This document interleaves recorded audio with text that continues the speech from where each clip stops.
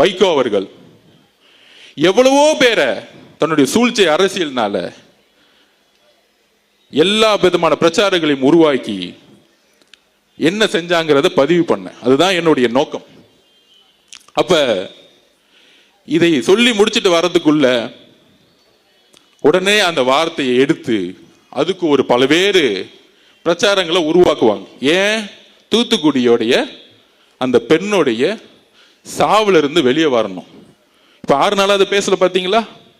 நம்ம உடனே நம்மளோட சோசியல் மீடியா வாரியா ரஜினி சாருக்கு பதில் கொடுக்குறோம், நம்ம பதில் கொடுக்குறோம், நம்ம அடுத்தடுத்த வேலையை நான் பார்த்துட்டு இருக்கேன். அப்ப இது உருவாக்கக்கூடிய வலிமை திமுக கிட்ட இருக்கு இந்த பொய் பிரச்சாரம். ஆனா புதுசா என்னன்னா இதுல பாஜகவும் திரு இபிஎஸ் அவர்கள் சேர்ந்துக்கிட்டாங்க. ஏன் சேர்ந்தாங்க? அன்னைக்கு ரஜினி சார் கட்சி ஆரம்பிக்கும் பொழுது கடுமையா விமர்சனம் பண்ணது இபிஎஸ். ஆனா இன்னைக்கு சொல்றாரு, அவரை பொத்து புகழ்ந்துட்டு இருக்கார். இந்த சூழ்ச்சி நமக்கு தெரியுமா? நமக்கு தெரியாது. நம்ம ஒரு தூய உள்ளம். அதையும் மீறி இன்றைக்கு ரஜினி சார் கிட்ட ஒரு அறிக்கை வந்துச்சு. ரஜினி சாருக்கு எல்லா உண்மைகளும் தெரிஞ்சிருக்கலாம். ஆனால் இந்த விவாதங்கள் இதெல்லாம் பார்த்து அவரு தன்னுடைய மனசுல தப்பா நினைக்கிறதுக்கான வாய்ப்பு இருக்குன்னு அவர் அறிக்கையை பார்த்து தெரிஞ்சுக்கிட்டேன்.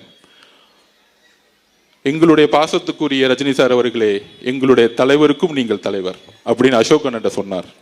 எங்களுடைய தலைவருடைய நிலைப்பாடும் தான் எங்களுடைய நிலைப்பாடும்.